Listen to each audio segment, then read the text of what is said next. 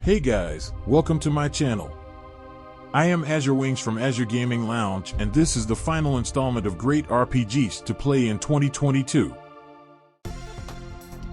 Disco Elysium combines an innovative set of mechanics with a hilarious, human, well-written narrative and an original world to explore that is not linked to any current media property. The premise is that your talents are internal voices of your protagonist with whom you may converse, and that you can internalize ideas you come across while exploring the environment in ways that might assist or harm your character. Revachol, a city on an island still scarred by a failed communist revolution, serves as the scene. These two elements combine to form a game about who you are, who you aspire to be, and what it means to truly change. Disco Elysium comes dangerously near to being a game about how awesome it is to be a messed-up renegade officer, but it does an outstanding job of shining a light on the genuine harm such person can inflict and offering you the means to make apologies. Finally, it's the rarest of all things, a rich, narrative RPG with no fighting at all. Disco Elysium is for you if your excursions of rapture or skillage are continually interrupted by the desire to shoot a splicer or stab a drowner. It appeared that the epic RPG was nearing completion. The Witcher had been released 2 years before, but it was polarizing and lacked the magnitude of a Baldur's Gate. And, despite the fact that Dragon Age had been known about for years and had been in production for much longer, expectations were dimmed by a poor marketing effort and an absurd emphasis on its vastly inferior console port. So it was probably a surprise when one of the finest RPGs of the 21st century was published. Despite having a relatively traditional framework, the vast amount of history, narrative, culture, and conflict that was present from the start allowed Dragon Age to distinguish itself as a massive new universe. Aside from D&D, everything was created by BioWare. There was this great feeling of location, and of a place in time, with 6 distinct openers, each offering a tremendous insight into the varied ethnicities and cultures and their uneasy coexistence. The re-emergence of an old army of professional warriors, the Grey Wardens, in reaction to the return of Darkspawn to the regions of Thedas, of which you were a member, began 1,000 years ago and spans wide around you. This was complemented with an excellent real-time fighting system that allowed you to halt at any moment and give commands to your party, or even pre-program its AI to behave in ways that were beneficial to you. The great skill of BioWare to develop fleshed-out, distinctive companions was on full display, including the brilliant Alistair, disturbing Morrigan, and truly bizarre Liliana. Each location is massive, crammed with tasks, and brimming with personality, lasting over 100 hours. Looking back on Origins is like recalling a year of your life, the weeks you spent beneath the Frostback Mountains, the political maneuverings of your time in Denerim, and your visits to the rebellious elves in the Dales.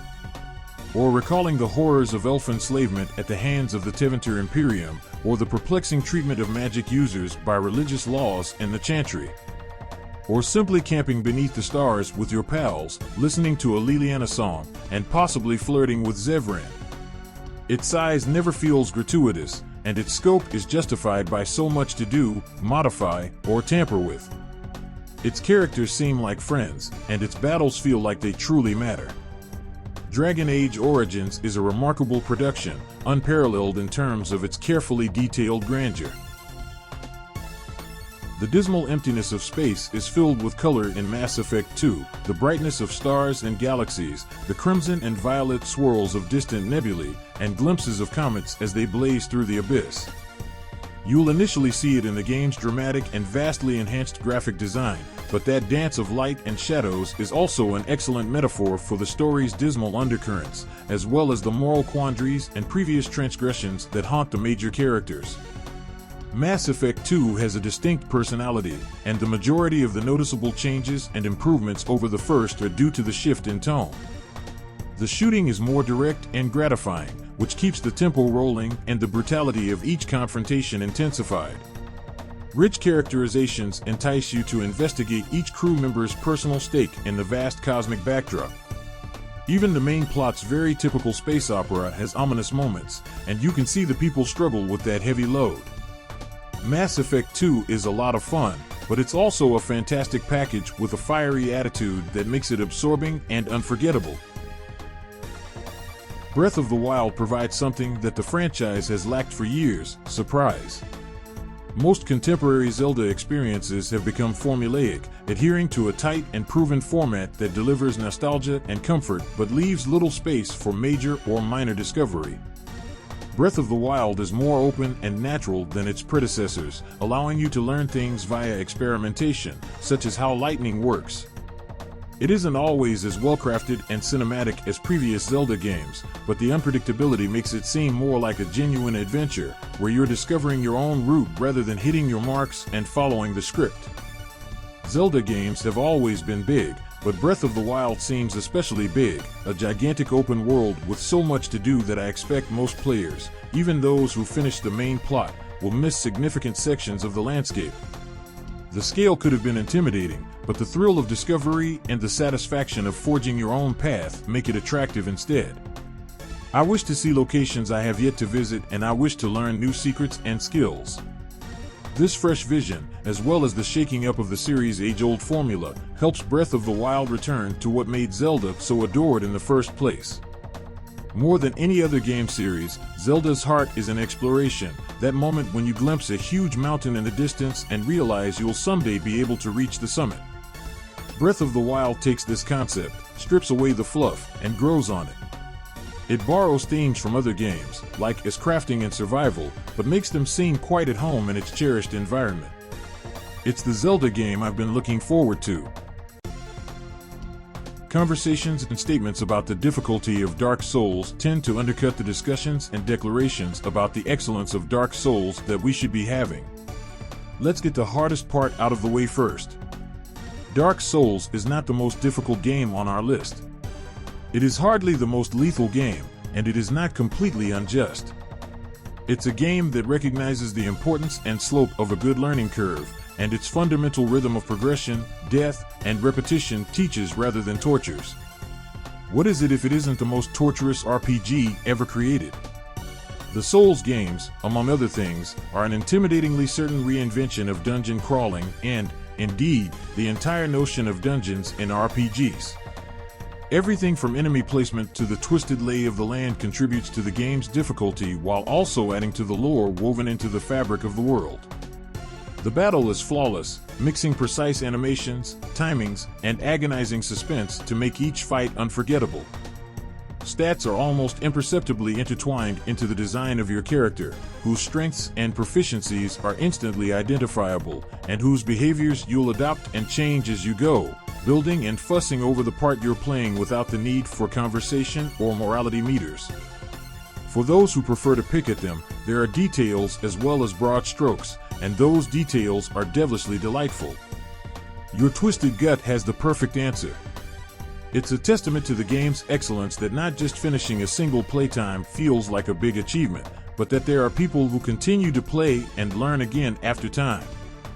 As you progress through its horrors and secrets, Dark Souls teaches you how to play, but it also teaches you how to read games, making you aware that every texture and piece of flavor text might offer clues, especially when that flavor is scratched on the floor by other players. Those hints might save your life, lead you to a detour or shortcut, or help you comprehend that there is value and history in every aspect of the earth. Pay carefully, and you'll uncover options that no character mentions, as well as implications that you were eager to ignore as an optimist in a dying planet. Before you forget, kill Holland. You may be wondering why. In one of the most vast and sophisticated RPGs of the last decade, this unassuming NPC is a virtual nobody. He is a guard like many others, has no valuable equipment, and does not participate in any of the game's numerous tasks or storylines. He commits one heinous crime that the other guards do not. He murders your pet. This is simply one of many unexpected moments in Divinity Original Sin 2. This is a sophisticated RPG with several objectives and character arcs. It's lacy and full of tales. You and a friend can play co-op, go to opposite ends of the same island, and meet in the chambers of an enraged bossmage with vastly different reasons for dealing with him. Even while you continue to play and dispute about who among your party of reprobates deserves to be a fresh-faced god, it's the simple moments that produce the largest narrative. Original Sin 2 has remained on our list since its debut, rising to the top slot last year. There was a definitive edition produced to smooth out some kinks, but the main reason for its rise and prominence is that we've been playing it throughout the years. Each return visit, each new player it seizes, emphasizes how deep, diverse, and consistently high quality it is.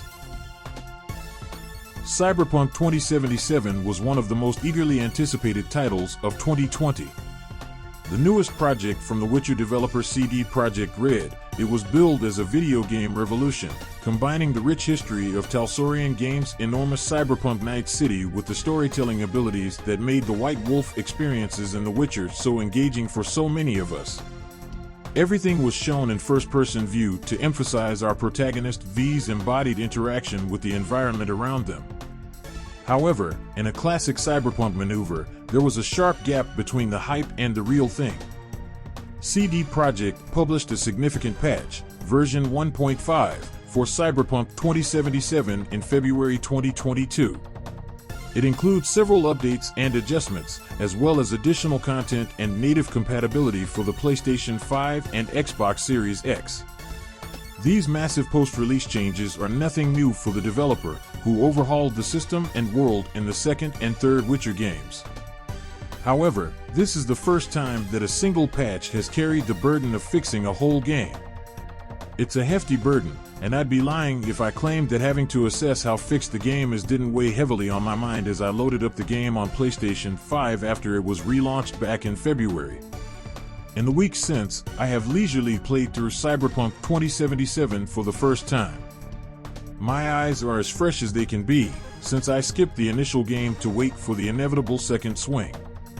My verdict, put shortly, if you're looking for the soundbite, Cyberpunk 2077 is now a pretty good game. The combat also seems markedly different from the initial release. I played as a very technical boy, infecting enemies with powered-up hacks into their vital organs while I stalked around the combat zone. It was very clear to me how my strategy differed from the others on offer, giving me a feeling of being a razor blade tactically working through groups of foes. I can't play the game after this patch without thinking about how many other games, with so many more fascinating concepts and twists on the genre, aren't going to receive the second swing that Cyberpunk 2077 will have over the next year. Years of development work went towards creating a typical and familiar 80s dystopia in a reasonably excellent frame. Another ordinary day in Night City. That's all for today. Please subscribe, like, and leave a comment on what is your favorite RPG to play. Stay safe, stay cool.